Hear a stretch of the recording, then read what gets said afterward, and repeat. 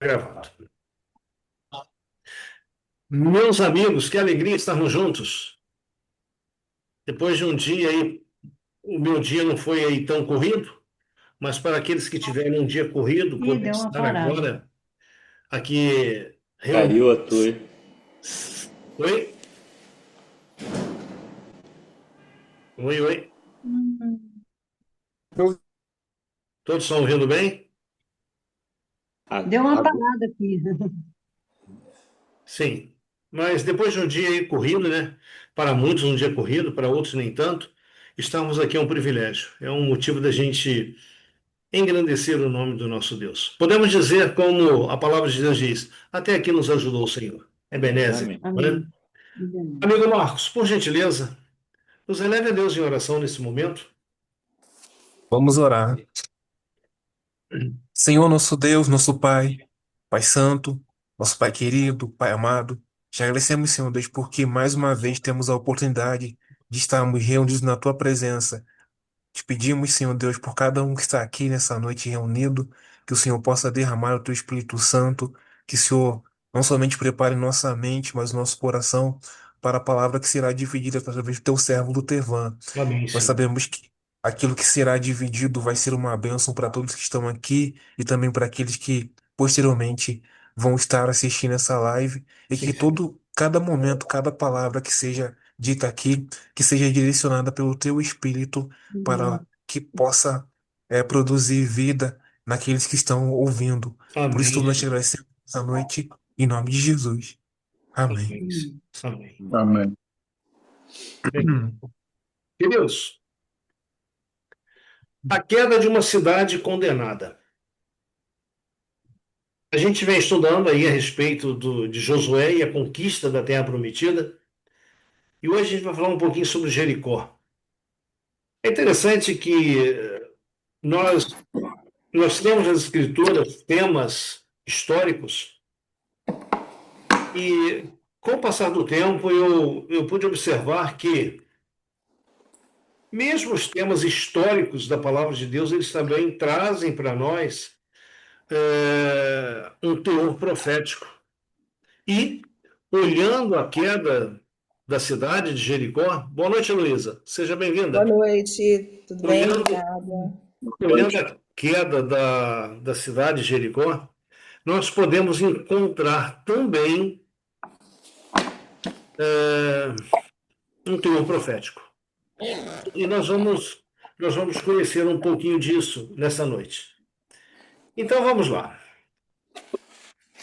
A queda das muralhas de Jericó. Você já reparou nas escrituras que essa é uma história única? Não tem Uhum. outra semelhante Uhum. no relato bíblico. Ah, A sim. a forma como Jericó foi conquistada, ela, ela traz para nós muita, poxa, como dizer, como expressar o poder divino e o poder humano unidos, não é? Para a conquista dessa cidade. O texto sagrado é um texto de Hebreus 11:30 que nós começamos o nosso estudo. Diz: pela fé caíram os muros de Jericó, sendo rodeados durante 7 dias. Sim. Então vamos. O relato do plano de batalha traçado por Deus para a conquista de Jericó, ele foi executado com total obediência e sucesso. E ele está repleto de lições para nós que estamos vivendo aí um pouquinho antes da vinda de Jesus, ok? E o nosso estudo de hoje, a gente vai ver que nas nossas batalhas, todos nós temos as nossas batalhas, as nossas lutas, os nossos desafios, e nós não fomos deixados sós. Há alguém que vai à nossa frente, abrindo caminho, derrubando as muralhas, abrindo portões, enfim, esse é o nosso Deus. Ele, no Evangelho de Mateus, ali nos últimos dois versos, Jesus, ele deixa claro para a gente que nós não estaremos sós nesse mundo. Eis que estou convosco todos os dias, até a consumação dos séculos. E no conflito, o conflito aí contra o mal, nós também somos ordenados por Deus a fazer a nossa parte. A cada um, Roberto, a cada ser humano, a cada pessoa que aceitou aí o sacrifício de Jesus em seu favor, a cada pessoa foi correspondido uma parte a fazer. Agora, aquilo que está ao nosso alcance fazer, Deus não fará. E aquilo que nós não podemos fazer, Deus se encarrega de realizar. Então, o impossível é com Deus. Então, é uma obra conjunta, o divino e o humano. Se você abrir a sua Bíblia em Josué capítulo 5, aquele que tem a sua Bíblia, abra aí, Josué capítulo 5, nós vamos tomar dois capítulos hoje, o capítulo 5 e o capítulo 6. No capítulo 5, nós encontramos aqui o encontro de Josué com o seu comandante, o comandante maior, aquele que lidera as batalhas, aquele que está à frente, não é? Capítulo 5, versículo 13 ao 15. Quem gostaria de ler para nós, por favor? Josué, capítulo 5, versículo 13 ao 15. Estando Josué ao pé de Jericó, levantou os olhos e olhou. Eis que se achava em pé diante dele um homem que trazia na mão uma espada nua. Chegou-se Josué e ele disse-lhe: És tu dos nossos ou dos nossos adversários? Respondeu ele: Não, sou príncipe do exército do Senhor e acabo de chegar. Então Josué prostrou-se com o rosto em terra e o adorou. E disse-lhe: Que diz meu senhor ao seu servo? Respondeu o príncipe do exército do Senhor: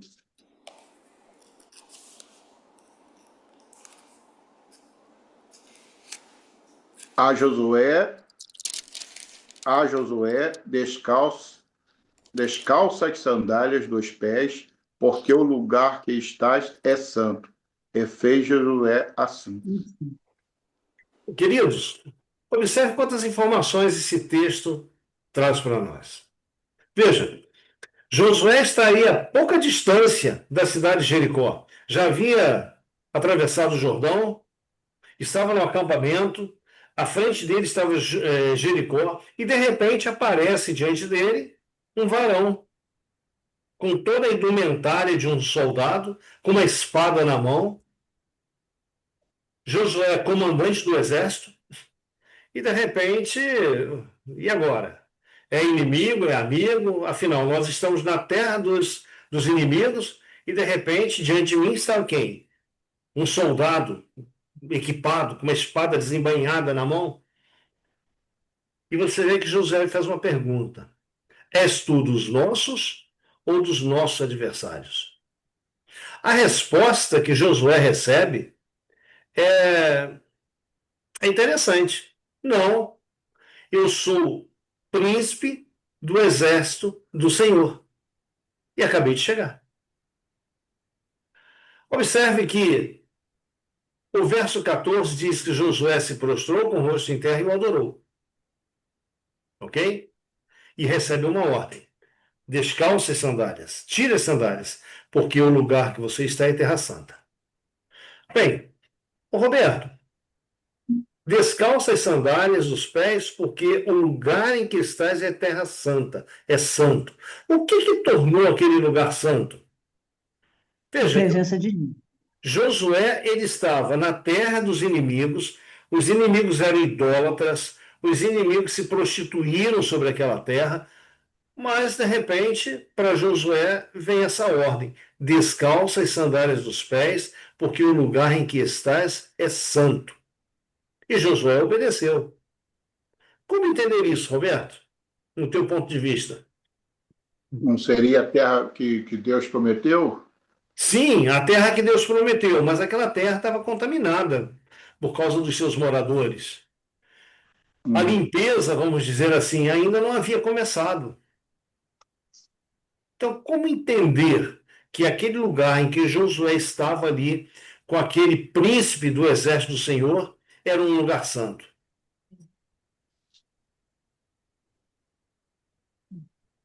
E aí, Heloísa, como que você É, entende isso? Vai pensar Eu acho que é a devagar. presença de Deus ali no momento. Não sei. Ah, peraí, Laudice. Você quer dizer que a presença de Deus é que tornou santo o local? É, E aí, isso que Roberto, eu concorda penso. com ela? sim, praticamente, né? Sabe? É exatamente isso. Aquele lugar aí tornou-se santo porque a presença de um ser divino estava ali. É. Ok? Agora, vamos lá. Vamos extrair algo mais desse texto. Quem é esse guerreiro misterioso que se apresenta a Josué? Será que era Miguel? Oi? Seria Se- Será que era Miguel? Miguel? é, Eu não sei, eu não tenho nenhuma Sim. referência, Laudice, que É, se... não tem. Eu tô supondo. Tá bom, tá bom. E aí, Roberto, o que você deduz aí? seria o próprio Espírito Santo, né? O próprio Espírito Jesus. Santo? Tá. Vamos ver? Vamos. Vamos relembrar um fato que ocorreu mais ou menos 40 anos antes. Veja, em Êxodo capítulo 3, de 1 a 6, nós vamos voltar no tempo em mais ou menos 42 anos antes. Moisés ele está no Monte Horebe. O Sim. Monte Horebe é o mesmo Monte Sinai. Moisés ainda não tinha ido ao Egito buscar trazer, libertar de lá o povo de Israel. Mas é ali que ele recebe a ordem para isso. Para vai lá e traz o meu povo. Mas só que lá no capítulo 3 de 1 a 6, se você puder abrir lá, você vai ver o seguinte: diz que o anjo do Senhor fala com ele do meio de uma sarça ardente que não se Sim. consumia. Aí eu pergunto para É. você de novo: quem é o anjo do Senhor? Jesus? Jesus? Jesus. Vocês estão afiados, hein? Mas olha só, no capítulo 3 de Êxodo, versículo 2 diz: apareceu-lhe o anjo do Senhor numa chama de fogo, no meio de uma Sim. sarça. Tá. Sim. Então, preste atenção nisso. O anjo do Senhor aparece a Moisés onde? Nossa. Chama Nossa, de fogo no meio de uma sarça. Aí o verso 4. O verso 4. Vendo o Senhor que ele voltava para ver, observe agora. Deus, do meio da sarça, o chamou e disse: mas espera aí, não era o anjo do Senhor que estava no meio da sarça? Era. O verso 4 não diz, já diz que Uhum. Deus, no meio da sarça, o chamou e disse.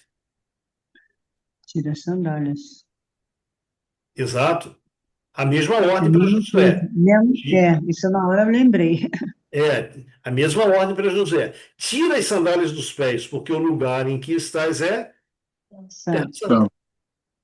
Mas quando você vai no verso 6, o verso 6 ele completa o verso 4 e o verso 2, e de uma forma maravilhosa. Diz assim, olha, Sim. ah, o verso 6 eu, diz, Deus eu do teu sou o povo. Deus de teu pai, o Deus de Abraão, o Deus de Isaac, o Deus de Jacó. Então Moisés escondeu o rosto e temeu olhar para Deus. Mas espera aí, Hum. Laudice, você não falou que o anjo do Senhor é Jesus? Sim, Miguel. Mas aqui está dizendo que Deus falou com Moisés no meio da sarça. O verso 6 diz: eu sou o Deus de teu pai, o Deus de Abraão, e Uhum. etc. E aí? É Miguel ou é Deus? Então aí é o próprio Deus, né? Próprio Deus? Então, Roberto, deixa eu. Omar, quer falar Explica aqui aí. desse eu sou? Explica. Veja bem, né, uma questão que a gente identifica a presença divina, a presença de Deus, é porque eles aceitaram a adoração, não é? E isso é um detalhe impressionante, tanto aí no episódio da sarça, quanto lá com Josué, mesma coisa. O anjo do Senhor é Deus, sim, sem dúvida alguma. O termo bíblico para esse Senhor é Ilaué, não é? É um Deus presente, é um Deus que a gente sempre relata Ilaué ou Jeová, como algumas traduções já vêm mais facilmente traduzidas, né?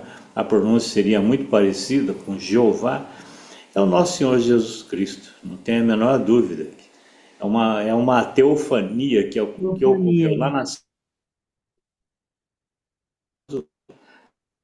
de Deus no local. Sim. Mostra que o anjo do Senhor é Jesus, não Então, é? ok. E a gente entende essa divindade muito completa quando ele fala: Eu sou o Deus de teu pai, o Deus de Abraão, o Deus de Isaac, o Deus de Jacó.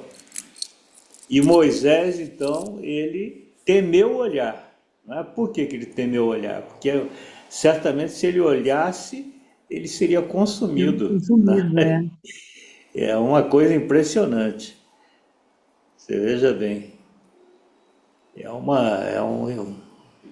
uma coisa maravilhosa essa teofania que ocorreu nas duas situações. Uhum. Exatamente. Omar, o que me chama a atenção, quando Moisés foi ao Egito, aí se me perguntarem quem foi que me enviou, Fala que eu não sou. eu sou, me enviou a voz. Eu sou o que Sim. sou. E aí o verso 6 também. Eu sou. Exatamente. E quando a gente vai para o ministério de Jesus, Jesus ele usa constantemente no seu ministério, no seu tempo aqui na Terra, essa expressão eu sou, Sim. ok? Eu sou a luz do mundo, eu sou a Antes fonte que da Abraão justiça, existisse, eu antes que sou. Eu já Abraão existia. existisse, eu sou. Eu Exato. sou, é. Então, o Laudis está certo. Esse personagem aqui, o anjo do Senhor, é o próprio Deus Filho, é Miguel, Uhum. ok? É. Miguel, todas as vezes que ele aparece nas Escrituras, ele está, vamos dizer assim, num campo de batalha, ele está É, combatendo. de batalha, ele estava com aquela armadura, com espada, eu falei, pô, só pode ser Miguel, né? É verdade. Uhum. Então, Omar falou aí de uma cristofania, uma teofania, né? Companhia. Agora, observe, para Josué capítulo 5, verso 13 ao 15, esse príncipe, Jesus, vamos dizer, o anjo do Senhor lá, ele se identifica para Josué como o príncipe do exército do Senhor, ok?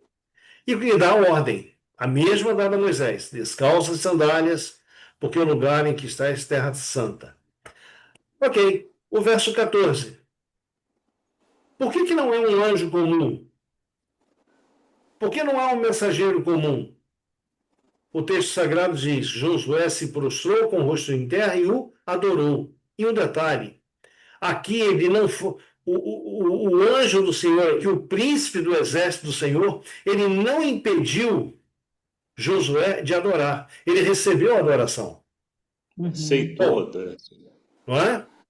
Mas, Omar, quando a gente vai para Apocalipse 19, verso 10, que um Sim, anjo aparece a João, João também ele se prostra para adorar. Uhum.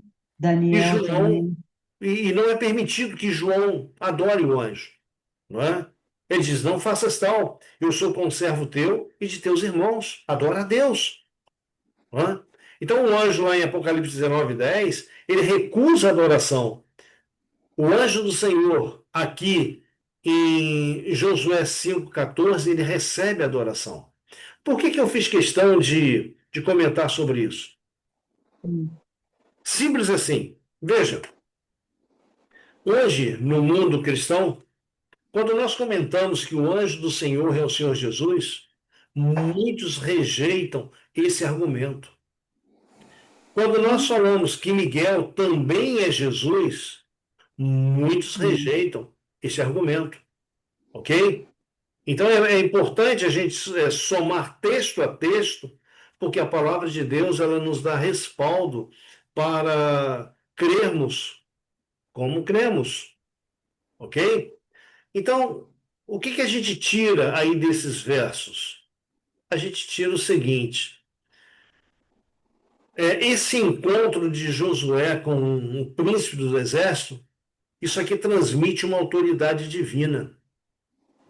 Olha, o príncipe do exército do Senhor representa a liderança celestial sobre a batalha, mostrando que a vitória não viria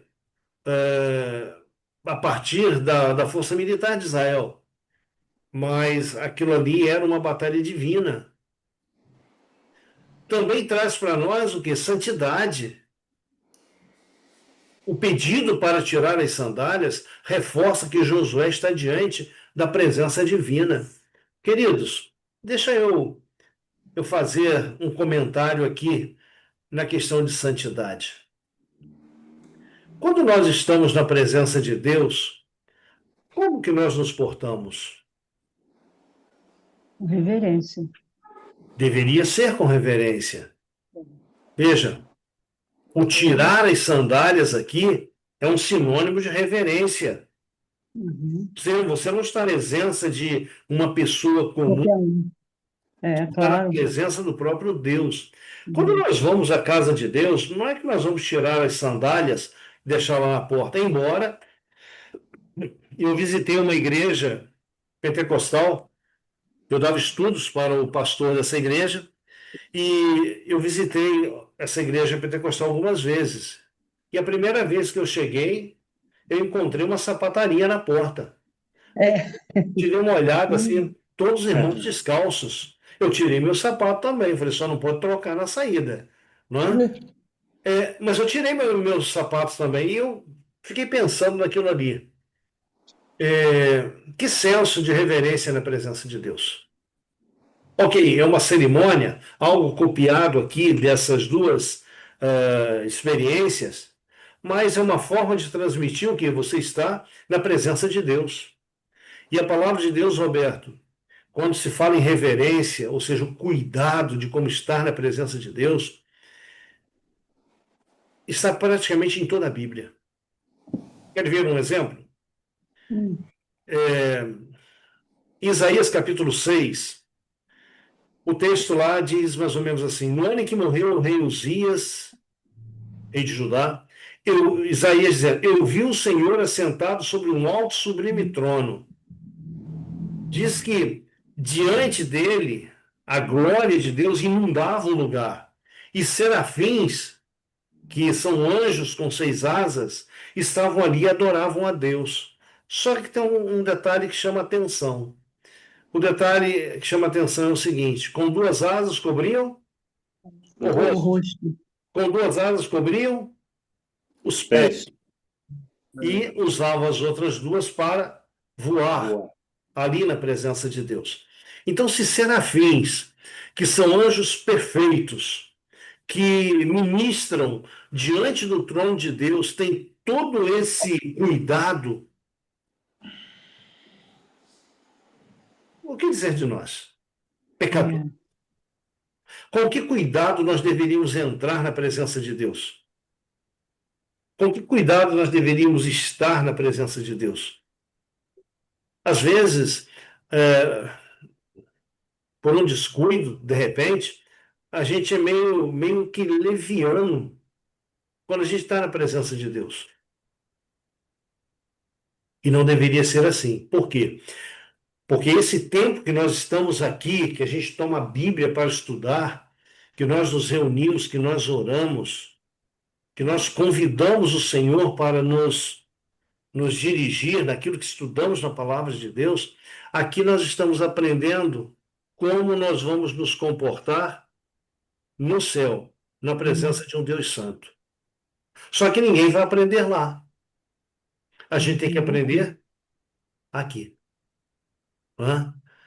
Veja, Josué já sabia disso aqui, de como se comportar na presença de Deus, mas agora era a vez dele experimentar isso.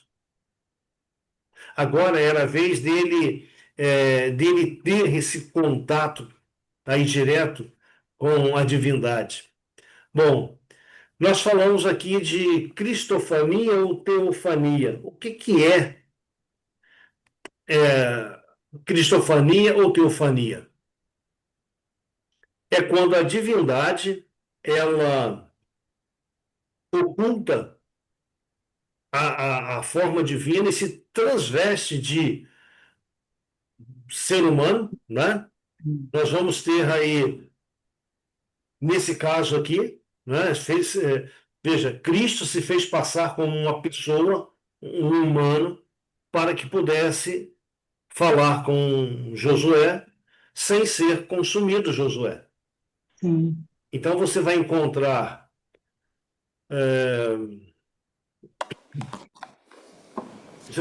Elias tendo essa experiência, você vai encontrar o próprio Balaão tendo essa experiência. Um exemplo muito assim visível e prático da gente entender. No capítulo 3 de Daniel, quando aqueles 3 jovens foram jogados na fornalha de fogo ardente, de repente Nabucodonosor ele olha para a fornalha e ele vê lá quantas pessoas? 4. 4. Mas só que Nabucodonosor ele faz um comentário significante. Ele diz assim: o quarto é semelhante ao filho Filho dos dos deuses. deuses. Era a forma de Nabucodonosor expressar que aquela pessoa era incomum, É. ok? Mas o que a divindade fez ali? Veja, a divindade foi velada, foi coberta pela humanidade, pela aparência humana, para que pudesse ser vista. Então, isso aí a gente encontra muitas e muitas vezes no Velho Testamento. Agora, essa teofania ou cristofania, muitos estudiosos, não somos nós, somente adventistas, que cremos dessa maneira. Muitos estudiosos entendem essa figura como uma manifestação do próprio Cristo antes da encarnação, pois recebe adoração e fala com autoridade divina. E também, dentro daquele contexto ali, você encontra uma mensagem central. Qual é essa mensagem? A conquista da Terra Prometida não seria conduzida por estratégias humanas, mas pelo poder e direção do Senhor. Então, que maravilha! Quando você traz isso aí para a sua vida, entenda uma coisa: você colocou tua vida nas mãos de Deus, você Sim. permitiu que Deus ocupasse o centro da sua vida. Você não está livre das dificuldades, dos problemas, mas você pode ter certeza de uma coisa: quando os problemas surgirem, você está com a maioria e você apresenta Deus ao teu problema. E Amém. espera, ele vai resolver. Amém. Bom, agora, vocês sabem o que é uma lei marcial ou toque de recolher? Primeira vez eu encontro isso aqui em Jericó. Olha esse texto, 6 verso 1.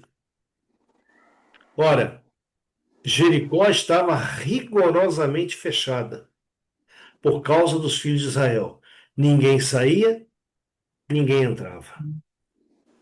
Por quê? Por que eles estavam se sentindo assim? Você vai no verso 5, no capítulo 5, versículo 1 e 2. Melhor. Verso 1 diz assim: sucedeu que, ouvindo todos os reis dos amorreus que habitavam deste lado do Jordão, ao ocidente, e todos os reis dos cananeus que estavam ao pé do mar, que o Senhor tinha secado as águas do Jordão, de diante dos filhos de Israel. até que passamos. Desmaiou-se-lhes o coração, e não houve mais alento neles, por causa dos filhos de Israel. E no capítulo 6, aí que nós vimos, né? Diante disso, veja, 40 anos antes, o Mar Vermelho foi secado, foi aberto. Os israelitas no deserto foram sustentados com pão vindo dos céus. Tinha a coluna de fogo à noite, que aquecia o acampamento. A coluna de nuvem durante o dia, que trazia um frescor para o povo. Eles tinham água. Qualquer lugar desértico onde eles estivessem, havia uma fonte a jorrar. E agora o povo de Jericó pensava, poxa vida, se esse Deus fez tudo isso no deserto, abriu o Jordão na época das cheias, o que mais ele pode fazer? Então, lá dentro da cidade, o povo de Jericó se preparava para uma batalha feroz. Mas, ao mesmo tempo, o texto do capítulo 5, verso 1 diz que eles estavam o quê? Temerosos. Estavam, usaram o termo medrosos, diante daquilo que estava à frente deles, que era um povo que eles não conheciam. E o Deus desse povo era poderoso demais. Queridos, se a gente adianta, a gente vai ver que o planejamento de Deus para a batalha foi nada convencional. Imagina, humanamente falando, não tem lógica nenhuma. O povo, ele se tornou, vamos dizer assim, um alvo fácil para os soldados de Jericó que estavam sobre os muros. Por que eu digo isso? Capítulo 6, versículo 2 ao 5. Quem pode ler para nós?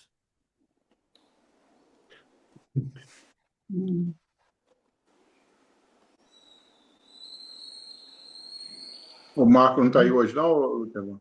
Então disse o Senhor a Josué: Olha, entreguei na tua mão Jericó, o seu rei e os seus valentes. Vós, pois, todos os homens de guerra, rodeareis a cidade, cercando-a uma vez. Assim fareis por 6 dias. 7 sacerdotes levarão 7 trombetas de chifre de carneiro adiante da arca. No 7º dia, rodeareis a cidade 7 vezes, e os sacerdotes tocarão as trombetas. E será que, tocando-se longamente a trombeta de chifre de carneiro, ouvindo vós o sonido dela, todo o povo gritará com um grande grito. O muro da cidade cairá abaixo e o povo subirá nele, cada qual em frente de si. Ok, obrigado, Omar. Queridos, o verso 2. Aqui o príncipe do exército do Senhor está dando uma certeza para Josué. Entreguei na tua mão Jericó, o seu rei e os seus valentes. Ou seja, a cidade ela já está vencida. E agora vem a estratégia. A partir do verso 3 aí, olha, vocês vão rodear a cidade. Ô, Roberto, Petrópolis é uma cidade que não tem muros, é uma cidade aberta. As cidades do passado, elas eram muradas. Uhum. O povo, o que fazia? O povo trabalhava durante o dia fora dos muros, plantando, tinha seus pomares, a sua lavoura e tudo mais, mas à noite o povo se recolhia dentro dos muros. Uma questão de proteção. Hoje existem os sítios, existem as chácaras, os lotes, as moradias fora da cidade, mas as cidades do passado, a gente falou sobre Daniel, e nós falamos de Babilônia, que foi uma cidade murada, que Nabucodonosor morou. Uhum. Nós falamos sobre Jerusalém, em um estudo aí anterior, que Jerusalém ela foi uma cidade murada, os seus muros foram derrubados, destruídos, e um dia quando o povo volta, vimos isso lá em Daniel, capítulo 9, quando o povo volta para Jerusalém, uma das primeiras coisas que eles fizeram foi reconstruir o muro, porque o muro trazia segurança para os habitantes. E Jericó não era diferente. Jericó também era uma cidade murada, Uhum. diferente dos muros que nós conhecemos hoje. Eram muros que haviam casas em cima. Por exemplo, em Babilônia tinha um muro externo e um muro interno. A cidade de Jericó tinha um muro externo e um muro interno, e no meio, esse espaço vago foi preenchido, a gente diria que foi preenchido com entulho, não é? Mas ele foi preenchido de alguma forma, e então podia se construir casas em cima. E qual é a ordem de Deus? Olha, vocês vão sair do acampamento, a arca do Senhor vai na frente, guerreiros armados vão à frente da arca, o povo vai atrás, dividido ali os batalhões das tribos, as trombetas vão tocar, mas vocês não vão falar nada. O único som que vai ser ouvido é o tropel dos passos e as trombetas. Terminou o cerco, vocês vão voltar para o acampamento e a arca vai voltar lá para o santuário. E no dia seguinte, durante 6 dias vocês vão fazer assim. Eu pergunto, tem alguma lógica nesse Não, planejamento militar aí? não. Pensa, não é? Gente, muitas vezes as coisas de Deus, elas parecem loucura, sabia? Tudo. Está na palavra. Mas veja, tem um porquê É. de Deus mandar fazer dessa maneira.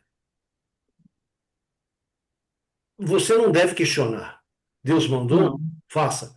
Você vê que Josué não questionou Deus. Ah, mas Senhor, não, não. O Senhor ordenou, vamos fazer. O texto seguinte diz assim, olha, então Josué, verso 6.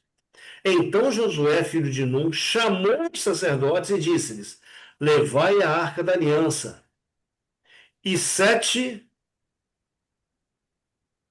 Sacerdotes. sete sacerdotes levem 7 trombetas de chifre de carneiro diante da arca do Senhor. E disse ao povo: Passai e rodeai a cidade, e quem estiver armado, passe adiante da arca do Senhor. Então, essa é a ordem que foi Hum. dada. Mas, veja bem, mais adiante, você vai encontrar assim, olha. Os homens armados iam adiante dos sacerdotes que tocavam as trombetas. Veja bem, preste atenção nisso. Os homens armados iam adiante dos sacerdotes que tocavam as trombetas. A retaguarda seguia após a arca. E as trombetas soavam continuamente. Porém, ao povo ordenara Josué, dizendo: Não gritareis, nem fareis ouvir a vossa voz, nem sairá palavra alguma da vossa boca, até ao dia em que eu vos diga: gritai, então gritareis. Então veja bem, isso aqui eles deveriam fazer durante quantos dias? 7 dias. 6 dias. 6 dias depois, no sétimo, ia gritar. Exatamente. Só o grito só ia acontecer, Roberto, lá no sétimo Hum. dia. É. 7 dia. É o que nós vimos aqui, olha. Deixa eu só dar uma fechada aqui. Olha só. Ó, vós, pois, todos os homens de guerra, rodeareis a cidade, cercando-a uma vez, assim fareis por 6 dias. 6 dias. Ok? Aí o texto, ele adianta dizendo o seguinte. Aham. Ó, no sétimo dia, aqui no verso 4, no sétimo dia, rodeareis a cidade, quantas vezes? 7 vezes. E nos primeiros 6 dias? Uma vez. Então, no Uma sétimo vez. dia, a cidade seria rodeada 7 vezes. E os sacerdotes tocarão as trombetas. E será que quando se tocarem as trombetas, vamos dizer, longamente, então ia ser dada a ordem, grita. E o povo deveria gritar. Tá. Gente, e às vezes eu leio esse tipo de coisa na Bíblia e eu faço essa interrogação aqui. Por quê? Qual a razão? Uhum. Não é? Esse porquê aqui, ele traz para a gente uma resposta, um significado muito especial. O verso 11 diz, ó, assim a arca do Senhor rodeou a cidade, contornando-a uma vez. Entraram no arraial e pernoitaram. Mas, vamos lá, Marcos, nos ajude aí. Por que Deus, por que Deus estabeleceu esse plano? Oi, desculpe, gente, que caiu a internet, eu estou agora tô usando a Claro aqui direto, tá? Tá bom, acontece, né? Marcos, tá por Acontece. aí, Marcos? O Marcos acho que não está aí, Lutero. Tá. Então, olha só, surge para a gente essa interrogação: por que Deus estabeleceu esse plano? Olha só que bacana. É, o próprio plano de prosseguir com aquela cerimônia toda, ali 6 dias, no sétimo dia, rodear a cidade 7 vezes, ao toque da trombeta, o povo deveria gritar, sabe? Isso aqui era para aumentar a fé dos israelitas. Aquela geração que estava ali já era uma geração de fé. Eles não questionaram quando foram espiar a terra, eles não questionaram quando Deus ordenou entrar no Rio Jordão com toda aquela cheia. Eles não questionaram nada. Eles haviam falado para Josué o seguinte: olha, nós vamos te ouvir em tudo, tão somente siga as orientações do Senhor como Moisés. Então, eles estavam olhando para Josué e eles confiavam na liderança de Josué. Mas tinha aí um porquê. Né? Era para aumentar a fé dos israelitas. Eles foram se tornando cada vez mais impressionados com a ideia de que sua força não provia da sabedoria humana, nem de seu poder, mas residia completamente no Deus de salvação. Então, queridos, a gente vai ver numa outra oportunidade, de repente semana que vem, você vai ver que teve um momento do povo de Israel nesse início aí, que eles tomaram as rédeas da situação em suas mãos. E como a gente fala aqui no nosso dia a dia, deram com os burros na água. Perdeu até do celular. Omar, tá ouvindo aí legal? Heloísa? Agora sim, mas a gente está sofrendo aqui porque eu estou ouvindo com a conexão da Claro, né? Entendeu? Direto da telefonia. Sim, Eu estou mas sem tá, Wi-Fi. É. mas tá chegando aí, legal? Claro, está chegando, Ah, obrigado. Tá então chegando. tá bem, então tá bom. Né? Então, gente, olha, o que isso aqui traz para mim, traz para você? Quantas vezes você pede uma bênção a Deus e parece que Deus se esqueceu de você? Você tem que esperar, você tem que insistir. Valdir, você tem que orar 1, 2, 3, 10 vezes, às vezes anos, por uma bênção. Sabe? Deus, ele não se esquece. Nossas orações, elas não morrem. As nossas orações, elas estão diante de Deus. Mas quando você insiste orando, insiste clamando a Deus, não é porque Deus se esqueceu, porque Deus seja surdo, não. Esse clamor incessante nosso nos transforma,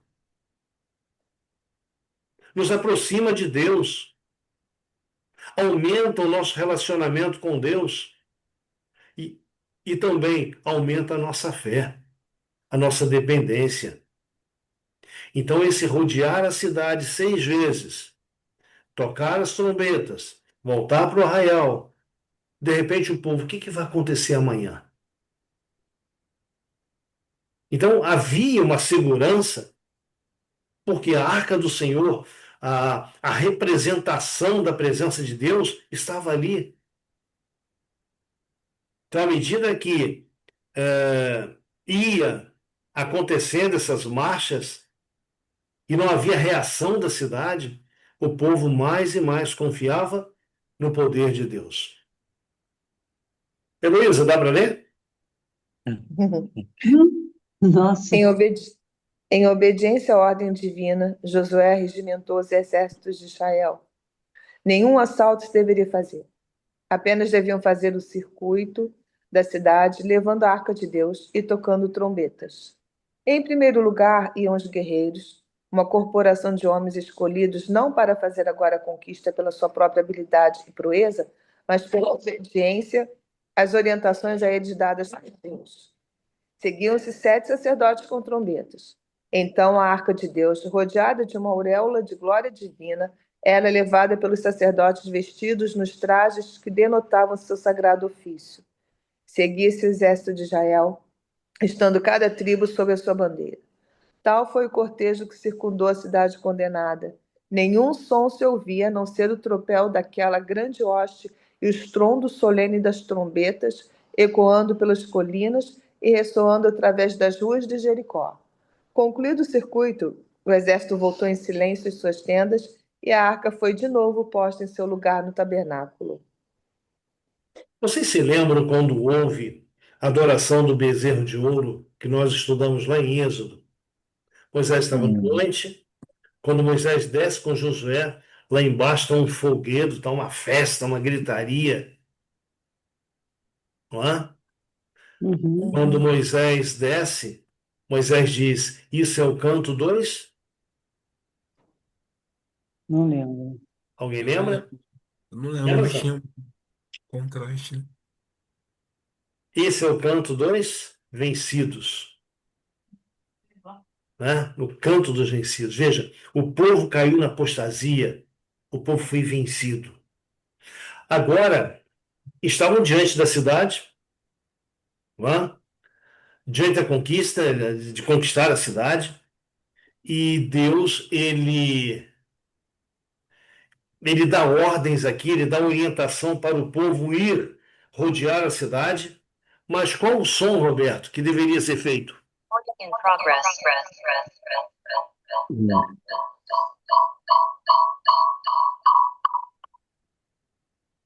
Então, Ô, pode Marco, repetir. tem que desligar um dos dois aí, tá dando interferência, né? Então, qual o som ali que era ouvido? O texto aqui vem dizendo somente o que? Os passos, né? Hum, Somente os passos do povo e o sonido das trombetas. Interessante, aqui diz que o povo deveria circundar a cidade Silêncio. Silêncio. silêncio. em silêncio. Esse silêncio, o que estava diante deles? A Arca da Aliança, né? A Arca da Aliança. O que a Arca da Aliança representava?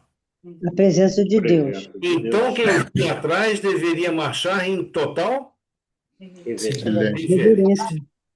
Total reverência. Olha só, reverência no tirar as sandálias e reverência em seguir a presença de Deus. Olha o texto seguinte. Veja, a reação para os israelitas. Agora, olha a reação, o impacto que houve nos jericosenses lá.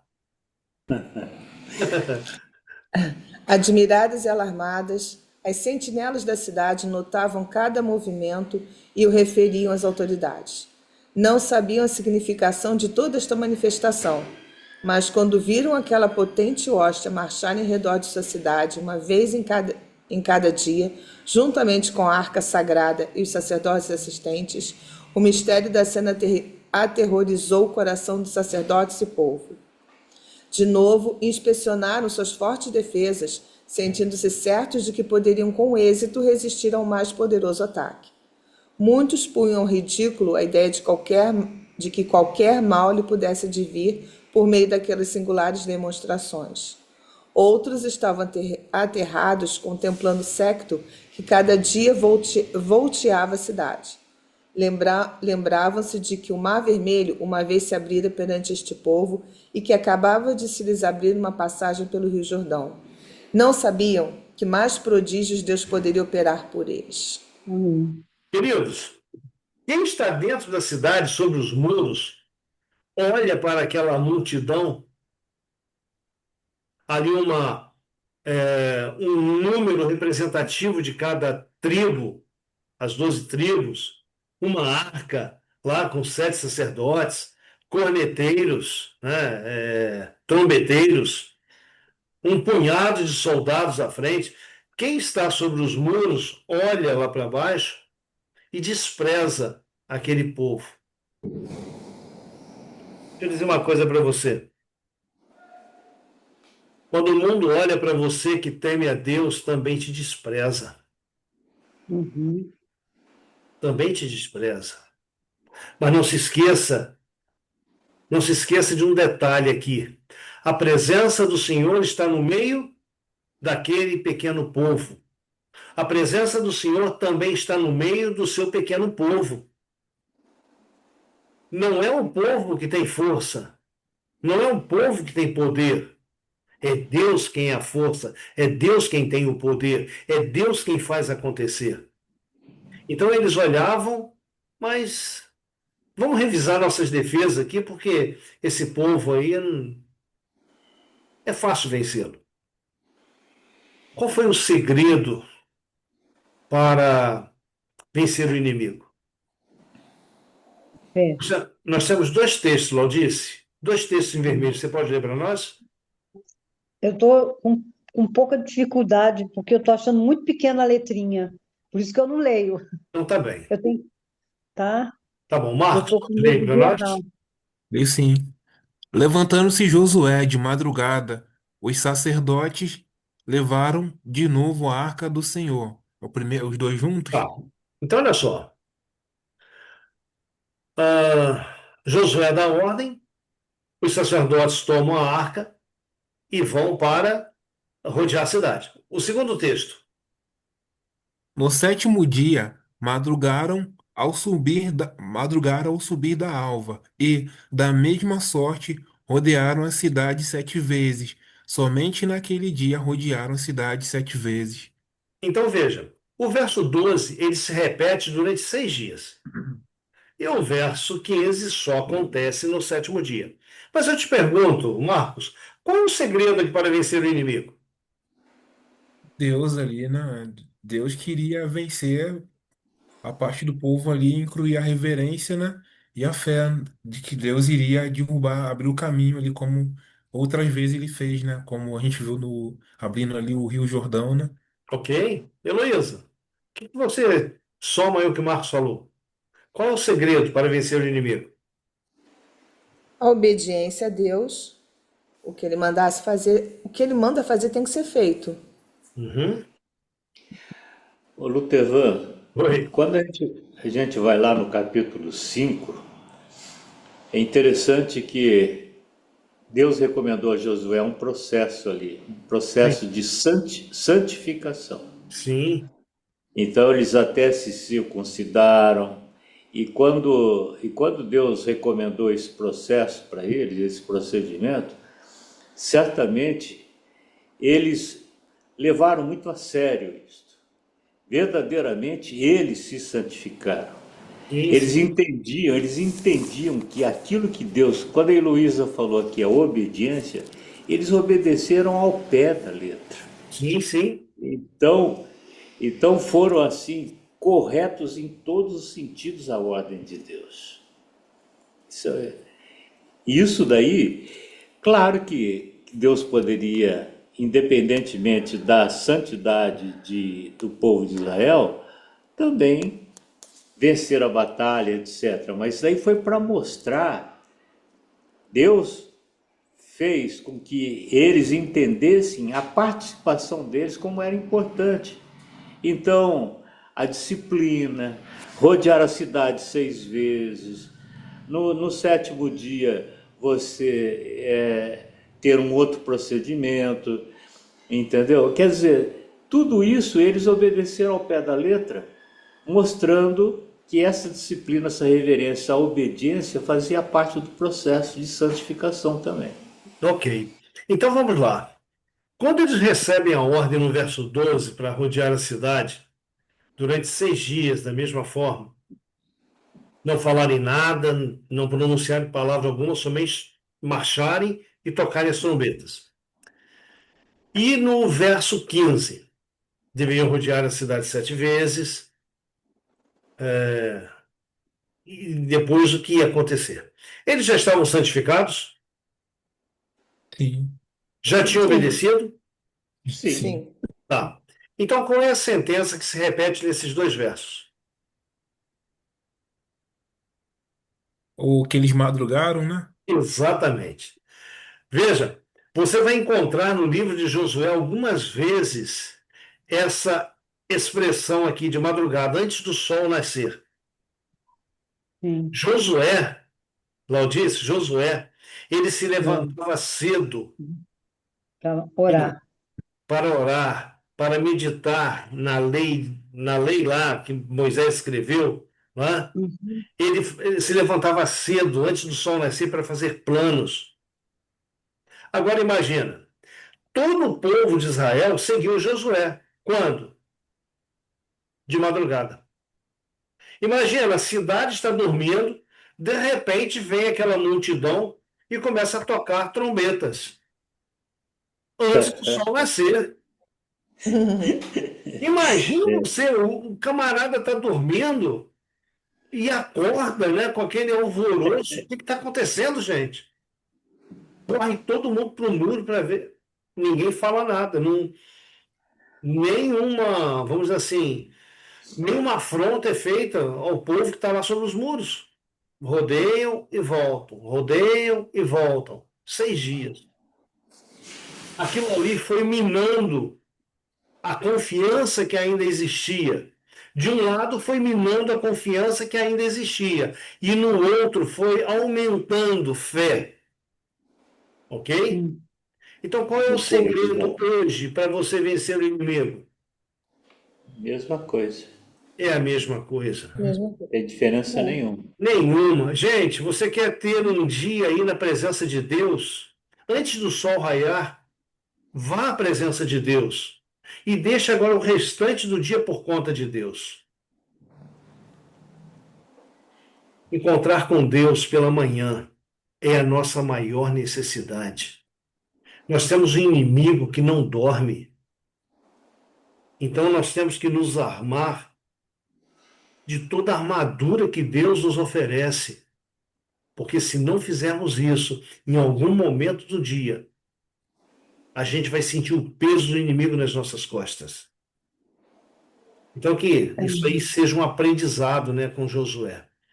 Bom, chegamos aí no sétimo dia. E sucedeu, e sucedeu que na sétima vez, quando os sacerdotes tocavam as trombetas, disse Josué ao povo: Mirai, porque o Senhor vos entregou a A cidade. cidade. E o que que o povo fez? Verso 20: gritou. O que eles gritaram? Eu não sei, mas o povo gritou, gritou, gritou. E os sacerdotes tocaram as trombetas. E o verso 20 continua: tendo ouvido o povo o sonido da trombeta e levantando grande grito, ruíram as muralhas, e o povo subiu à cidade, cada qual em frente de si, e a tomaram. Verso 21. Tudo quanto na cidade havia destruíram totalmente a fio de espada, tanto homens como mulheres, tanto meninos como velhos, tanto bois como ovelhas e jumentos. Esse texto agora, ele é interessante. Olha só. O vasto exército marchou solenemente em redor das condenadas muralhas. Tudo estava em silêncio. Apenas o passo cadenciado de muitos pés e o som ocasional da trombeta rompiam a quietude das primeiras horas da manhã. Os sólidos muros de pedra maciça pareciam desafiar o cerco dos homens. Os vigias sobre os muros olhavam com temor crescente quando, ao terminar o primeiro circuito, seguiu-se um segundo, então um terceiro, quarto, quinto, sexto. Qual poderia ser o objetivo desses movimentos misteriosos? Que grande acontecimento se achava iminente? Não tiveram muito tempo a esperar. Completando-se a sétima volta, deteve-se a longa procissão. As trombetas, que durante o intervalo estiveram silenciosas, prorrompem agora em um som que sacode a própria terra. As muralhas de pedra sólida, com suas torres e seteiras maciças, cambaleiam e levantam-se de seus fundamentos e com o fragor caem em ruínas por terra. Os habitantes de Jericó ficam paralisados de terror e as hostes de Israel entram e tomam posse da cidade. Gente, uma coisa que me chama a atenção aqui nesse texto é, falando das muralhas, que elas cambaleiam, levantam-se de seus fundamentos e com fragor caem em ruínas por terra. Veja, enquanto o povo gritava, as trombetas eram tocadas, anjos de Deus se encarregaram de tombar, de arrancar dos seus alicerces aquele muro. Olha o Salmo 91. Que promessa nós temos no Salmo 91? Ali fala dos anjos de Deus acampando ao redor do seu povo. Gente, nós vivemos, Roberto, a vovó sempre falava, Roberto, do anjo da guarda, Uhum. não é? Minha avó sempre falava, vai entristecer o anjo da guarda. E eu tinha um medo de entristecer o anjo da guarda. Mas quando você vai para a palavra de Deus, Salmo 34, verso 7, o que nós temos ali? O anjo do Senhor Campa ao redor campa-se ao redor dos que o temem e E os os livra. Então, aquele anjo da guarda que a vovó falava, nós temos aí na palavra de Deus que o anjo do Senhor se acampa ao redor dos seus filhos, dos filhos de Deus. E um pouco antes da volta de Jesus, parece que o povo de Deus nesse mundo vai estar completamente desamparado. Vão ser decretos que serão feitos para exterminar o povo de Deus. E por um instante parece que esse pequeno povo, no meio de uma multidão satanizada, se a gente pode usar essa expressão, parece que foi deixado o quê? A perecer. Mas anjos de Deus, eles estarão circundando os servos de Deus, protegendo os servos de Deus. Então o anjo do Senhor acampa-se. No Salmo 91 você vai encontrar lá assim, olha, 1000 cairão ao teu lado, 10.000 à tua direita, mas tu não serás atingido. Aos seus anjos dará ordem a teu respeito para que te guardem em todos os teus caminhos. Que promessa maravilhosa nós temos. Que promessa maravilhosa. E aqui em Jericó, anjos se uniram, o exército do Senhor se uniu ao exército humano de Israel. Aquilo que era impossível, Israel só podia gritar e tocar a trombeta. Essa era a parte. E confiar. Anjos de Deus removeram os muros dos seus alicerces, dos seus fundamentos. Queridos, o que nós podemos tirar de tudo isso? Olha só. O tempo de graça para Jericó terminara. Havia chegado o tempo da visitação de Deus com seus juízos. Observe que coisa, informação curiosa nós temos aqui. Eu falei que, embora seja um fato histórico, esse acontecimento, que ele traz para a gente também um teor profético. Então, olha só, o tempo de graça para Jericó terminara. Havia chegado o tempo da visitação de Deus com seus juízos. 7 dias, trombetas foram tocadas, anunciando o fim de uma cidade e um povo que renunciou à oportunidade dada por Deus. Assim, né? Assim também, profeticamente, 7 trombetas são apresentadas no livro do Apocalipse. Está lá do capítulo 8, verso 6, até 11, 19. Anunciando que o tempo de graça terminou para um mundo que rejeitou o convite divino para o arrependimento, rejeitou a lei de Deus, rejeitou o próprio Deus. E o que se segue são o quê? São os juízos de Deus sem misericórdia.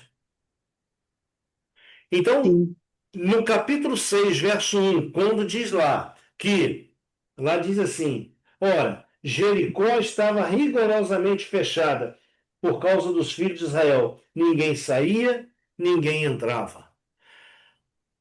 Dentro do que a gente usa falar para o tempo do fim, quando o Espírito Santo deixará de interceder no coração humano, a gente diz que fechou o quê? A porta da graça. Aqui também foi fechado o quê? A porta da graça para Jericó. Quem fechou? Deus fechou ou eles mesmos? Eles mesmos. E Isso eles mesmo, mesmos. eles não Roberto, querem. a rejeição que tiveram de Deus, rejeitaram o convite para a salvação, eles mesmos fecharam, encerraram o tempo de graça para eles. Agora, eu vos pergunto uma coisa: eles sabiam o suficiente para tomar uma decisão ao lado do Deus verdadeiro? Sabiam. Não. Sabia, Eu sim. Sabiam, sabia. sabiam. Então, olha só. Na conquista, né, da cidade condenada, somente Raabe e sua casa foram salvos. Sim. Lá do cordão vermelho, depositado, amarrado lá na janela. Por que foram salvos? Porque aceitaram o convite divino e se renderam ao Deus do céu. Raabe, ela falou sobre isso, ela falou que todo o povo estremecia diante do povo de Israel que estava vindo. Eles sabiam que aquela terra era do povo de Israel. Então, olha só, toda Jericó tinha o mesmo conhecimento que a prostituta, mas toda Uhum. Jericó permaneceu em sua falsa segurança. Qual era a falsa segurança? Das muralhas. Das muralhas. A Uhum. história, ela também está se repetindo hoje, em nossos dias. Esse mundo que a gente vive, ele está condenado à destruição, assim como Jericó? Sim. Sim, está. Sim. E a destruição ela virá como veio a Jericó. Lógico, não vai cair muros, mas Jesus disse que não ficaria pedra sobre pedra que não fosse derribada. Uhum. Então, ainda hoje, que dia é hoje? 13. 13/8/2026. Gente, nós ainda estamos vivendo um tempo de graça. É um tempo de oportunidade, é um tempo de nos rendermos ao Senhor, de colocarmos nossas vidas no altar de Deus. É um tempo que a gente não pode deixar passar, como diz aí, passar batido. Não. Hoje é o tempo da salvação. Hoje é o tempo de você colocar o teu coração, a tua vida nas mãos de Deus. Hoje é o tempo de você chegar para Deus e dizer: Senhor, eu não sei o que eu tenho que fazer, mas eu quero a tua salvação. Senhor, eu quero estar entre aqueles que vão estar louvando no teu trono, diante do teu trono. Sabe por quê, Roberto? Ontem nós tivemos uma pandemia. Quanto tempo tem ontem? Hum. 6 anos. Ó, Passa rápido. Foi rápido. foi muito Muito rápido, bom. tá? Então entenda uma coisa: Deus nunca derrama os seus juízos sem antes dar um tempo de graça, um tempo de oportunidade para a salvação. Eu estava lendo um livro tem um tempo atrás e teve um capítulo dele que eu li que me chamou muita atenção. O capítulo diz o seguinte: antes dos juízos de Deus serem derramados sobre a terra, Deus dará. Veja, esse livro foi escrito em 1800 e pouco, 1858 por aí. Antes dos juízos de Deus serem derramados sobre a terra, Deus dará um tempo de oportunidade para que cada pessoa tome uma decisão como? Consciente. Deus está dizendo hoje, Deus está clamando hoje, através dos seus servos: saia dela, povo meu, sai da confusão, sai do erro, sai da mentira, mude de vida, aceite o meu clamor. Quando a última pessoa ter tomado a sua decisão, o fim virá. Ou seja, a porta da salvação terá fechado. Quem estiver salvo, vai estar salvo. Quem estiver perdido, vai estar perdido. Então eu faço um apelo para todos nós nessa noite. Para aqueles que vão ouvir essa live depois, por favor, pense nesse apelo. Olha, não viva a falsa segurança de que este mundo vai melhorar. Não, a palavra de Deus diz que os homens maus e enganadores vão de mal a pior, enganando e sendo enganados. Veja, esse ano no nosso país é ano de política. Tem pessoas colocando fé nesse candidato, naquele, fazendo planos. Entenda, veja, nenhum político ou poder humano, Pode fazer nada. veja, nenhum político ou poder humano pode oferecer algo de bom para o mundo. As pessoas olham lá para o presidente dos Estados Unidos, esse é o cara. Não, Nossa, sabe, misericórdia. os governos do mundo, eles são marionetes nas mãos do inimigo. Mas entendam, é Deus quem estabelece e é Deus quem remove reis, né? Deus. Veja, Deus prometeu enviar anjos para cuidar daqueles que puserem nele sua confiança. Ele prometeu ir à nossa frente, derrubando as muralhas que querem nos impedir de receber suas promessas.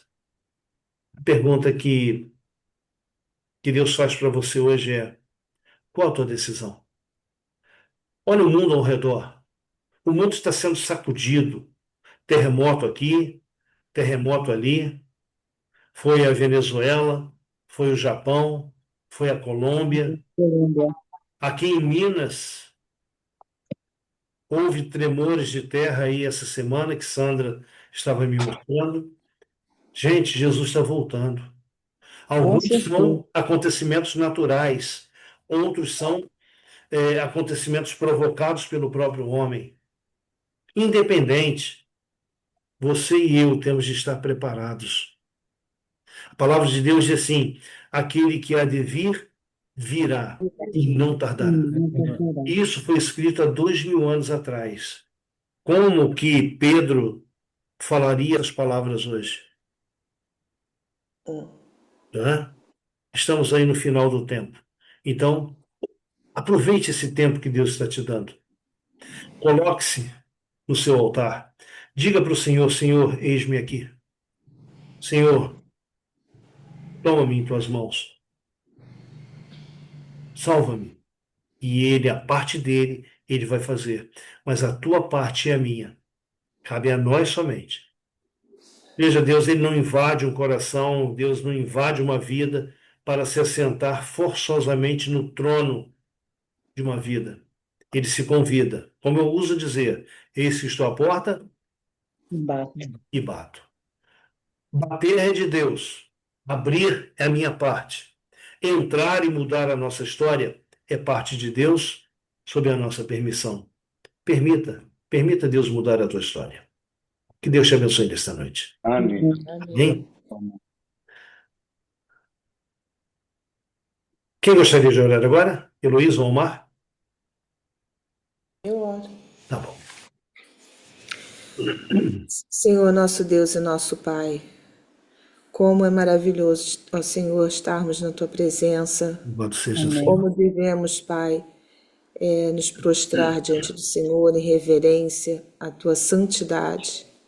Muito obrigada, Pai, por esse privilégio que temos de estudar a Tua palavra. Obrigado, Senhor.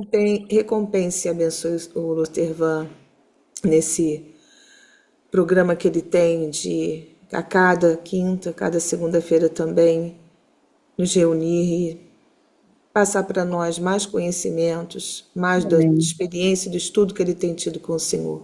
Amém, Senhor. Muito obrigada, Senhor, que privilégio, que maravilha, neste mundo tão contaminado com o pecado, onde vemos o inimigo fazendo horrores a todo momento, tirarmos esse tempo para buscarmos a Tua presença, para recarregarmos as nossas forças, Sim, Senhor. para deixarmos o que é terreno, o que é passageiro e buscarmos os nossos pensamentos voltados para a eternidade, para o que é eterno, para o que é perfeito, para o que é santo, para o que o Senhor tem preparado para nós. Amém, Senhor. Muito obrigada, Senhor Deus. Palavras de agradecimento são poucos para expressar o quanto nós apreciamos e adoramos o nome santo do Senhor. Louvado Ó Amém. Deus, seja. quanto almejamos aquele grande dia do encontro com Jesus Cristo. Amém, Senhor. Queremos agradecer a Ele, queremos prostrar-nos aos pés dele, ajoelharmos diante dele e agradecer pela eternidade o sacrifício que ele fez por nós, o trabalho que ele faz por nós agora, diante do Senhor, do Deus Pai, intercedendo por nós. Amém, Senhor. Queremos agradecer pela presença do Espírito Santo, que é o que convence nós, é o que fala, e muitas vezes ele grita aos nossos ouvidos para que prestemos atenção ao tempo que estamos vivendo. É tempo, Pai, sabemos, de consagração, santificação, de buscarmos mais e mais a Tua presença, para termos forças, porque o inimigo não dorme, ele está trabalhando, ele vive armando ciladas, armadilhas para que caiamos. Ele sabe que logo, logo ele vai ser derrotado, exterminado definitivamente, e quer levar o maior número de pessoas com ele. Mas estamos firmes, Pai, no Senhor. Nós sabemos, temos a certeza que essa obra de transformação que precisa acontecer em nossas vidas, o Senhor não vai desistir, o Senhor vai continuar. Louvamos o nome do Senhor por isso e queremos pedir para que cada um de nós, Pai, tenha força, Senhor Deus, para obedecer a toda a Tua palavra, Amém. para Amém. honrar o nome do Senhor com a nossa obediência a tudo que o Senhor nos falar. Sim, Senhor. Nós não merecemos nada, Pai. Nós sabemos que somos falhos, indignos, pecadores, mas nós entregamos as nossas vidas e essa oração no nome ao Senhor, no nome santo e poderoso de Jesus Cristo. Amém. Amém. Senhor. Amém. Queridos, que Deus abençoe você nesta noite. Que Amém. você Amém a possa- você também. Que você Obrigado, possa querido. se Obrigada deitar, mais uma vez. descansar e despertar e viver um novo dia para a honra e glória do Senhor. Amém. Amém. Amém. Fiquem todos com Deus. Boa noite, Bom gente. dia, Tchau. gente. Tchau Tchau. pra Boa todos. noite. Tchau. Boa noite.